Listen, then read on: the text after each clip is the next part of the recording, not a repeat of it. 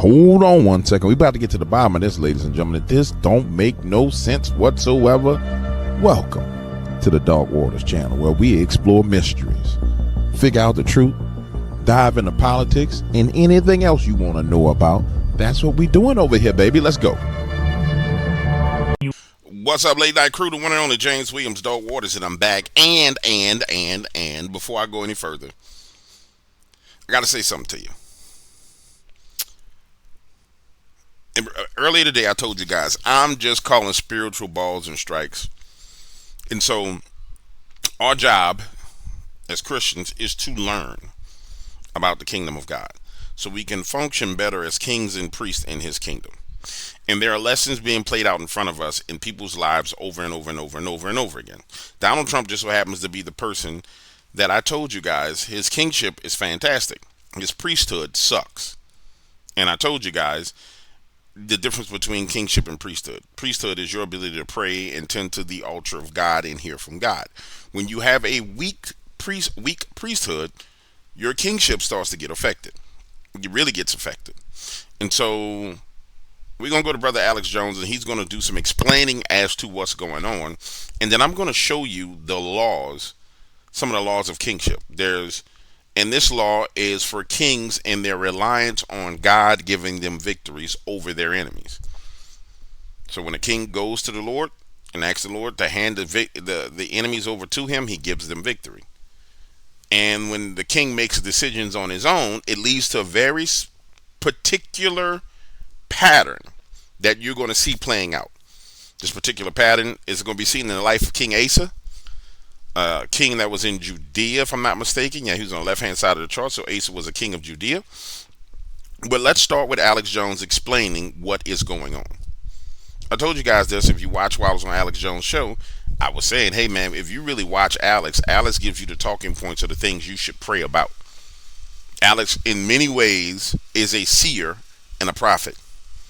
He sees what's going on. He's of the tribe of Issachar. He knows what America ought to do. He actually knows what President Donald Trump should do.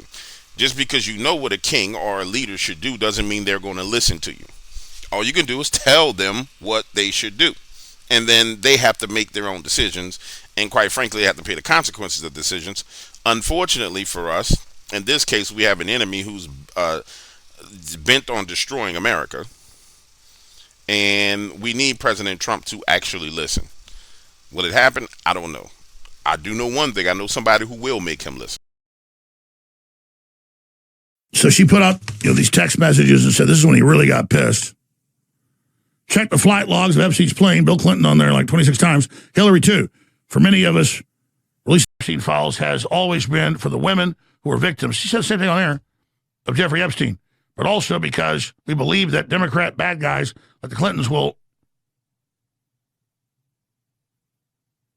involved with him. Epstein was a spider that wove the web of the deep state. Lean into it. In every single interview I have done, I have defended President Trump. I've said over and over again, the women say he did nothing wrong, and their attorney says he's the only one who helped. And the Democrats had 4 years to release the files, but did nothing. Stop ignoring the women. Many of them literally voted for Trump and to say so publicly. Yeah, like, why would you do this and hurt yourself and the country? Why would you do something like this? And so here's a message to Trump. You've endorsed Lindsey Graham, who said, fuck Donald Trump, screw Donald Trump, never Trumper, not just 9 years ago, not just 8 years ago, but when they stole the election from you 5 years ago. And then Lindsey Graham kisses your ass and does all this, and you defend him, and you defend these other neocons, and then you say Thomas Massey and MTG aren't MAGA? That's what Mark Levin and Ben Shapiro are saying. They're super unpopular. Their once big audiences are shadows of themselves. The only relevance they have is attacking those of us that are popular. I'm going to pause Alex right there, and I'm going to say this. If you watch my previous video on dishonor, which was the video I released earlier this morning, and you saw where I laid out the laws of dishonor, what happens when you dishonor people, we understand that Donald Trump has been brought into a dishonor trap. And he's been brought into a dishonor trap because people learn how to pick the lock that is Donald Trump. Flattery, making him feel good. They've picked his lock. Each man has a lock. I'm sorry. Each woman has a lock. There's a special combination that a person can turn left, turn right, turn left, turn right, and clink, and your armor falls off. It just takes a while to figure out how to pick the lock. The original time Donald Trump was in office, they didn't care to pick the lock. Nobody gave a damn about picking the lock. They was like, well, we just gonna fight him. Now they know they can't fight him, so now they're figuring out how to pick the lock. So we've seen people pick the lock, and in my opinion, the lock itself is flattering him. Why? Because it's obvious based upon Donald Trump's post that he wants to be acknowledged for doing good. I mean, it's quite frankly. And then you go into his spiritual comments about, oh, I got to do this in order so I can get into heaven. It's the lack of understanding that there's nothing that you can do to get to heaven. You are saved by grace through the blood of Jesus Christ. But if you don't have that understanding, then you're constantly trying to do things, and people can leverage that. Oh, I got to do this in order to be seen the right way, to be right. And so now the lock is picked. And in the previous video, I talked about there was a very specific group of people that have a track record of dishonoring God, that are masters at dishonoring God, that their approval rating when it comes to leadership is 15%. When they were rulers, biblically, 15% of the time they did what was right. And then that group of people started influencing the president. And of course, that they brought him into dishonor. And you can clearly see that he's been brought into dishonor. Now, am I saying Mr. Donald Trump didn't do it himself? That he didn't make the decisions? Yeah, he made the decisions. But we are who we surround ourselves with. And I don't care how powerful you are, how important you are. You are who you surround yourself with, and you are who you take counsel with. Judge, I've been saying this. Donald Trump had some bad counsel. Let me let Alice keep going, and I'll flip over to the slide. And issuing threats. So, again, I'm not throwing baby out the bathwater. Because of the Tom Homans and the Tulsi Gabbards and the RFK Juniors. And overall, we're moving the needle massively. We're having huge reform, cutting the deep state's funding. On one side, I am happier than a pig in poop. But on the other, the course you're starting to go on Trump, if it keeps going, is bad, bad, bad. Just like I told you, making a deal with the deep state and the Democrats to back off the Epstein thing, and they'd be nice. You got screwed in the butt. Made a deal with the devil. He took that pitchfork and shoved it right in your arse. And now doing this to MTG. And I know Trump's tactics. He'll be mean to somebody for a while, and then they course correct. He's nice to him. She ain't going to course correct Trump. She doesn't want to be a darling on Bill Maher in The View. When she went on Bill Maher in The View, she said, I love Trump. Overall, he's great. Blah, blah. I just want him to do better on these policies. I'm trying to help him. You call her nutty. You call her crazy. You do all that. No. No, what you're doing is destructive. What you're doing is wrong. And I'll defend you all day when you're right, just like I just did for 2 hours. But I need you to succeed, big guy.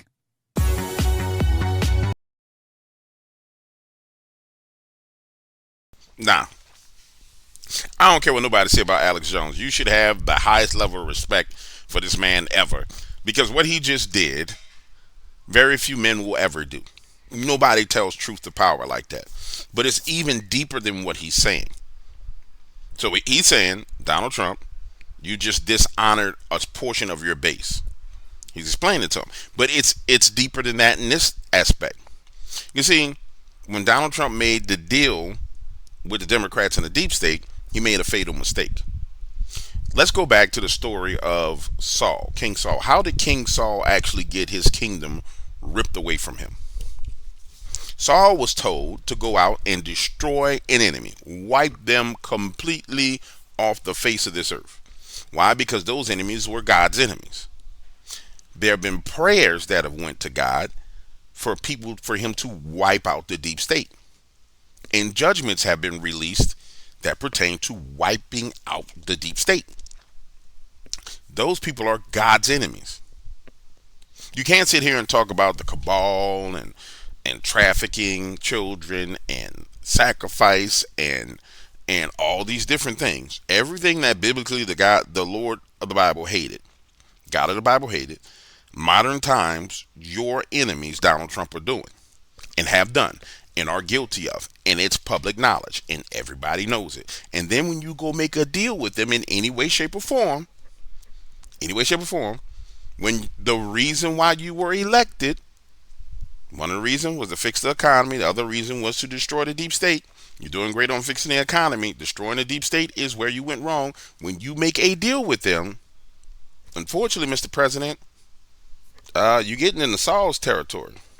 I remember Amanda Grace about 2.5 months ago, right before the stuff with him and Elon Musk broke out. No, that was in July.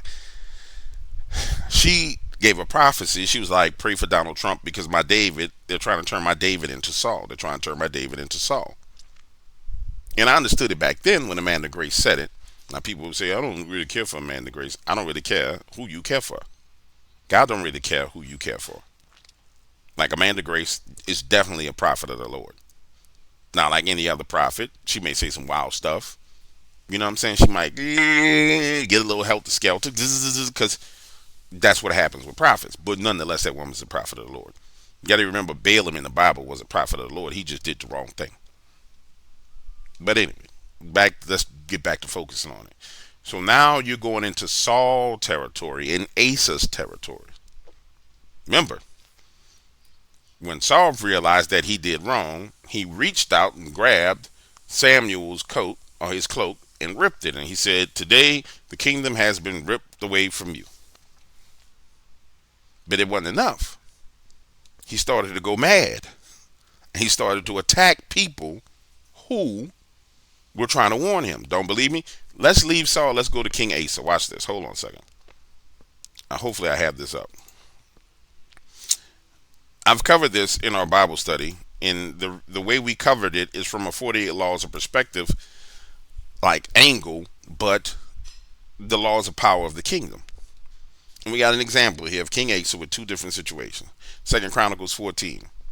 And Abijah rested with his ancestors, were buried in the city of David.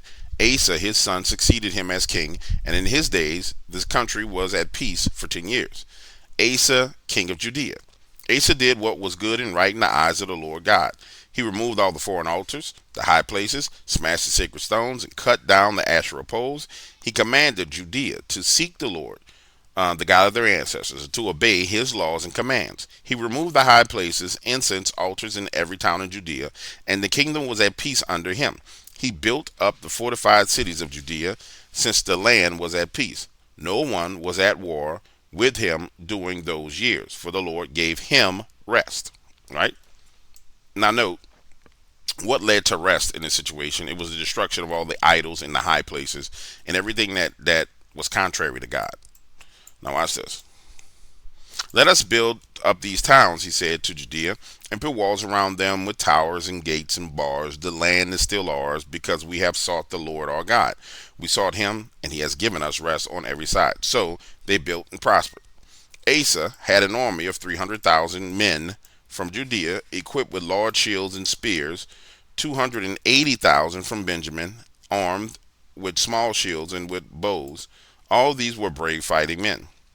Zerah, the Cushite, marched out against them with an army of thousands upon thousands and 300 chariots, and came as far as Marshala. Asa went out to meet him, and he took up battle in the position of the valley of Zephatat, near Marsha. You gotta forgive me because this is small on my screen. So here we go. We got a war coming out. Then Asa called on the Lord and said, Lord, there is no one like you to help the powerless against the mighty. Help us, Lord our God, for we rely on you. And in your name we have come against this vast army. Lord, you are our God, and do not let mere mortals prevail against you. So Asa made this battle about God, and look what happened. The Lord struck down the Cushites before Asa in Judea. The Cushites fled, and Asa and his army pursued them as far as Gear, such as a great number of Cushites fell that they could not recover. They were crushed before the Lord and his forces. The Lord and his forces. The Lord and his forces. Then the men of Judea carried off a large amount of plunder. They destroyed all the villages around Gear, for the terror of the land of the Lord had fallen upon them. They looted all the villages. Since there was such plunder there, they also attacked the camps of the herders and carried off droves of sheep and goats and camels. Then they returned to Jerusalem. So when he actually sought the face of the Lord gave him victory. They walked away with all his plunder and all his other different stuff, right? Watch what happens when you may start making deals. Remember, Saul made a deal to keep, I want to say, with the king of the Canaanites, whoever it was, alive and keep his sheep and keep all the stuff, and didn't kill him. That same king ended up raping a servant girl, then later on birthing another enemy. But watch what happens when you transgress the law, transgression of the law, and power in the kingdom. 1 Kings 15:9-24. In the 20th year of Jeroboam, king of Israel, Asa became the king of Judea, and he reigned in Jerusalem 41 years. His grandmother's name was Micah, daughter of Absalom. Asa did what was right in the eyes of the Lord, and his father David, as his father David had done. He expelled the male shrine prostitutes, still that sounds familiar, from the land, and got rid of idols in his ancestors has made.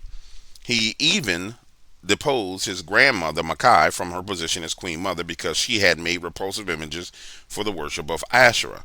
Asa cut it down and burned it in the valley of Kidron. Although he did not remove the high places, Asa's heart was fully committed to the Lord all of his life. He brought into the temple of the Lord silver and gold and articles that his father had dedicated.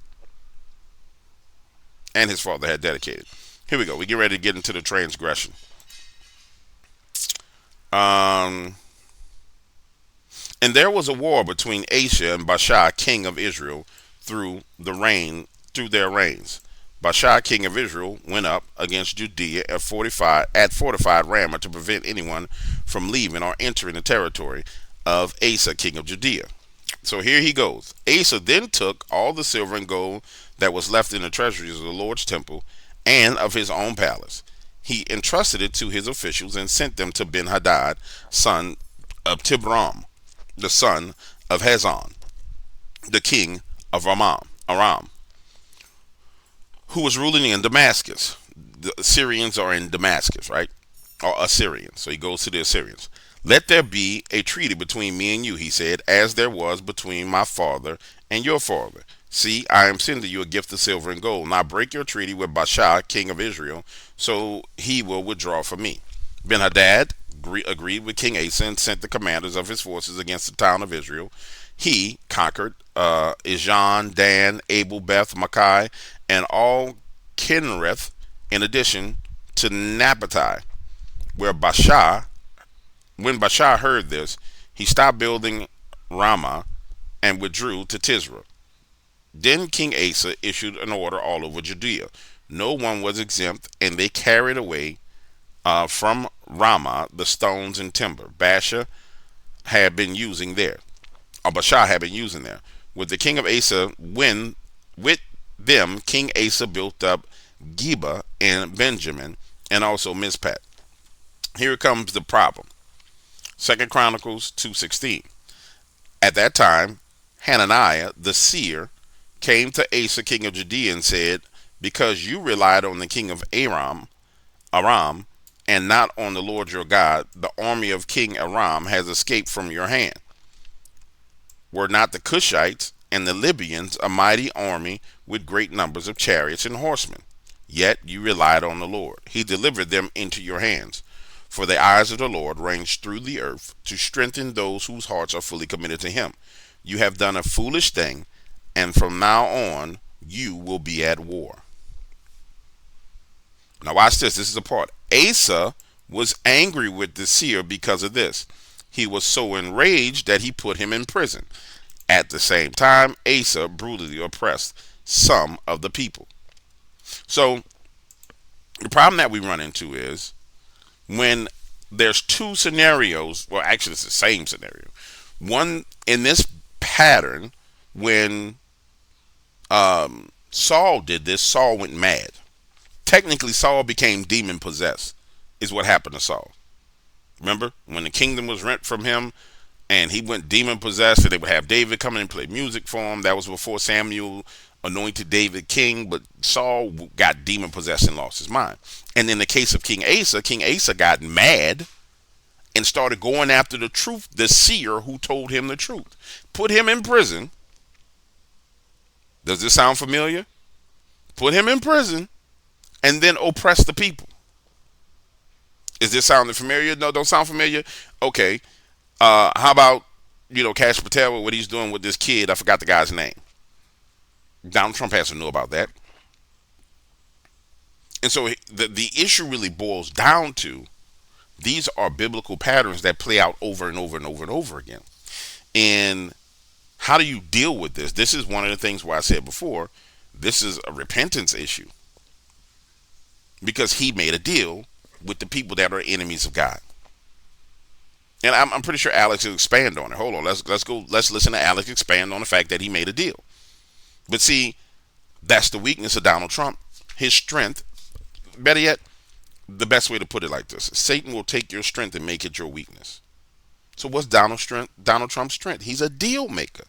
I'm the deal maker of deal makers, baby. I make all the deals. What has he been bragging about? All the deals he's done. And now, to a natural-minded person, making a deal with the deep state to try and protect everybody is logical. It's not a bad thing. But this is a spiritual issue. So whoever the spiritual advisor should have been like, Mr. President, I'm sorry, you can't make a deal with those people. Well, they're going to destroy this. Well, the Lord, they're not going to destroy nothing because they're the Lord's enemies.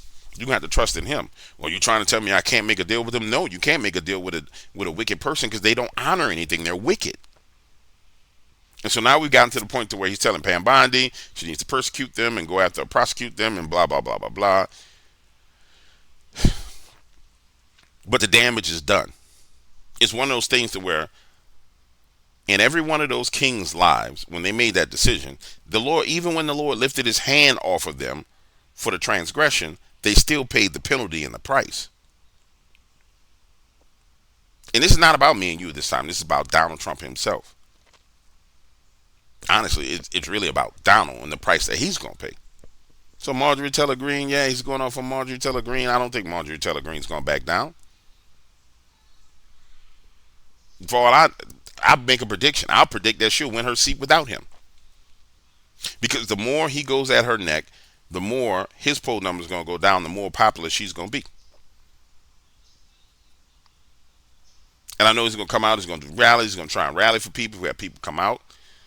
And it's good. Donald Trump needs to rally. And he needs to come out and talk about certain things, and he's going to get booed. When he goes to Georgia and he starts talking about crazy about Marjorie Taylor Greene, he's going to get booed. And that's the problem is he's been in a bubble too long. And they bubble wrapped him. Just like they bubble wrapped Cash Patel, just like they bubble wrapped everybody else. And in that bubble wrap, they started letting certain people in who understand these laws. They've studied this their whole life. They know what was done. And so they say, oh, yeah, if we can get him to do this and just get off course a little bit. Yeah, we got him. Because you can't defeat him, he has to defeat himself. And this is the crazy part about it. Every last one of us Christians are the exact same way. The victory was already given to you by Jesus Christ, so Satan gets you to defeat yourself. Hold on, let me get back to Alex talking. That are popular and issuing threats.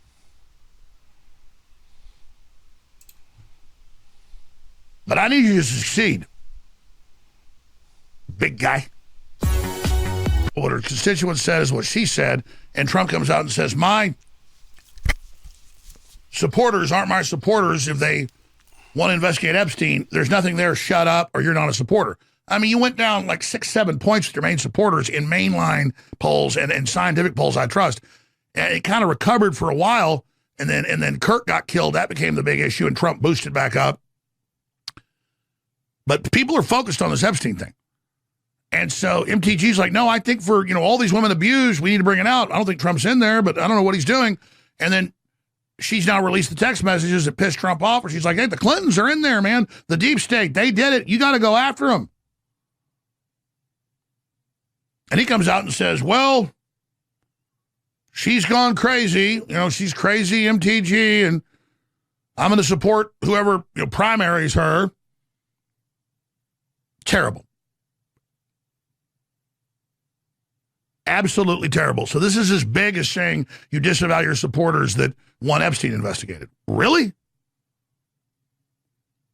So not involved with Epstein anything illegal, but now involved with the cover-up, now flipping out when they double-crossed you, the Democrats, so now you want them criminally investigated. Good. Good. Now you're on the right track. See, I told you.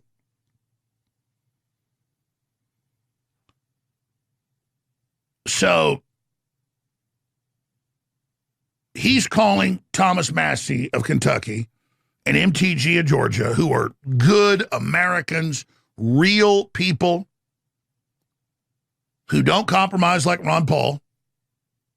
Trump calls Massie the mini-me of Senator Paul, who overall supports Trump, but hey, we're not in a cult. This is wrong what you're doing here on some issues. And then Trump has all these people around him. Oh, yeah, get him, ostracize him, kick him out, primary him. Yeah. It's just like MAGA's gone crazy with Kash Patel using his girlfriend as the front, his law firm, FBI law firm, suing Kyle Seraphin, the FBI whistleblower, who they said was a hero, now they hate him, and suing Elijah Schaffer.